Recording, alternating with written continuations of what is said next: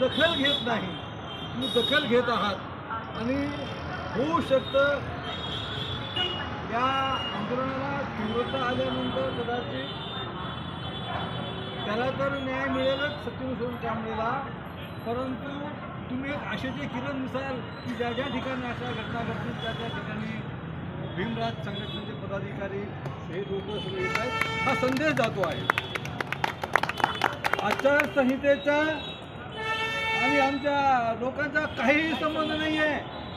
लोकांना हे दिशाभूल करतायत किंवा यांना माहीत नाही. शासनाने लोकांच्या हितासाठी निर्णय घेऊ नये यासाठी आचारसंहिता आहे, मोर्चा काढण्यासाठी नाही.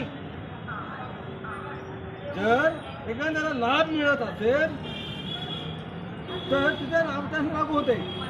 राजकारणी पुढारी लोकांनी जर एखादा मोर्चा काढला तर त्याला झेंडे किती होते, दंड किती होते, माणसं किती होते, लाऊडस्पीकर होता का, त्याचा हिशोब करून जर त्याच्या बाजूने निकाल लागला ते सिद्ध झाल्यावर तो गुन्हा होईल.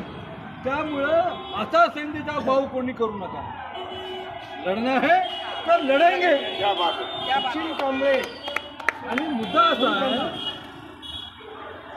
की हा विषय तुमच्या दृष्टीने नांदेडच्या शहराच्या जवळचा वाटतोय, परंतु असंख्य अपघात रोज होतात.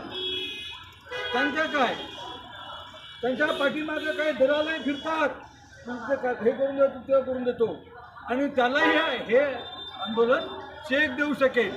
दलाल याच्या अर्थाने की ते मला इन्शुरन्स वगैरे 2 लाख हे असं होत आहे.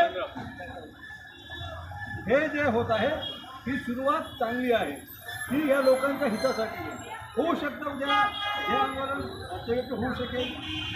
ज्या ज्या ठिकाणी अशा घटना घडतील त्या त्या घटनांनी तुम्हाला धावून जावं लागेल, त्याला न्याय द्यावं लागेल. सुरुवात आहे. या ठिकाणी रिपब्लिकन पार्टी ऑफ इंडियाचे लष्कराचे अनुभव आलेले आहेत. या ठिकाणी भीम प्रहारचे लोक काकासाहेब डावरे सरकारी सेवेचे आहेत. दलित सेना रामविलास पासवानचे माननीय वाघमारे साहेब आहेत. हे तुमच्या पाठीमागं आहेत हे सांगण्यासाठी तुमचा तुम्ही एकटे नाही आहे.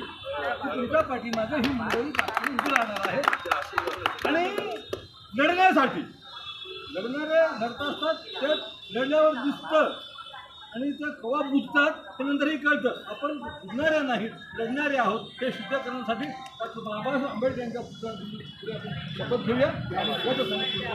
जय भीम.